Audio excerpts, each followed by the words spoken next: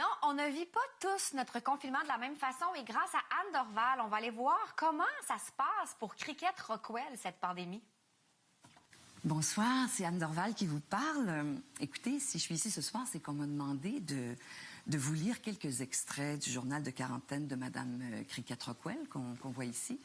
Pour ceux qui ne la connaissent pas, Cricket Rockwell, comme on sait, c'est une femme de médecin, c'est une mère dévouée du petit Doug Doug, une businesswoman et en ce moment une semi-célébrité confinée. Alors voici donc quelques extraits du journal de Cricket pendant la pandémie. Place à l'émotion. Journal de quarantaine de Cricket Rockwell, jour 1.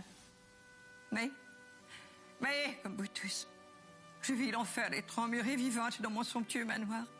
Je suis la poitrine du bonheur emprisonnée par le soutien-gorge de la quarantaine. Libérez-moi, bon Dieu de bon sang. Jour 2. C'est inacceptable. 48 heures de quarantaine et toujours pas de vaccin. Encore une fois, tels les testicules d'un taureau en rut avant une castration surprise, je devrais prendre les choses en main. Puisqu'il le faut, je collerai une image d'arc-en-ciel à ma fenêtre. Mais j'exige un vaccin d'ici la fin de l'après-midi. Je l'exige. Sinon, je retire mon image d'arc-en-ciel de la fenêtre. Je ne serai pas traitée comme une catin.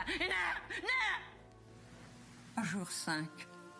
Heureusement, pendant cette période difficile, je peux compter sur l'aide de ma petite Madge.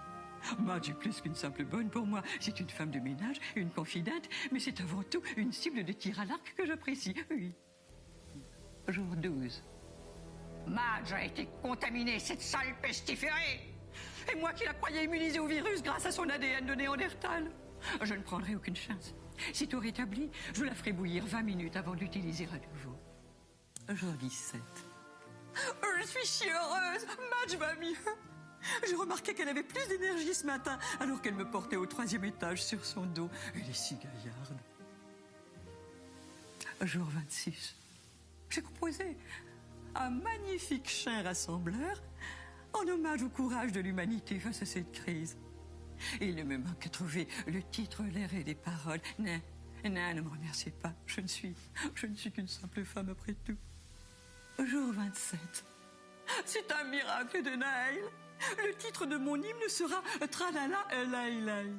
Il ne me manque que l'air, les paroles et une chorale d'infins. Idéalement, des infins propres. Au pire, des petits infins ordinaires que je pourrais mettre dans des sacs plastiques.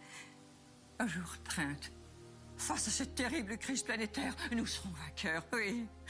Grâce à l'entraide, grâce à la recherche, grâce à un vaccin, mais surtout, grâce à une magnifique chanson intitulée Tralala Elaïlaï. En voici un extrait. Oh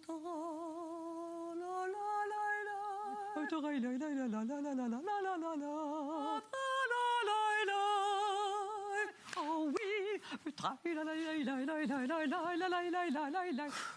j'ai tout donné. Terminé.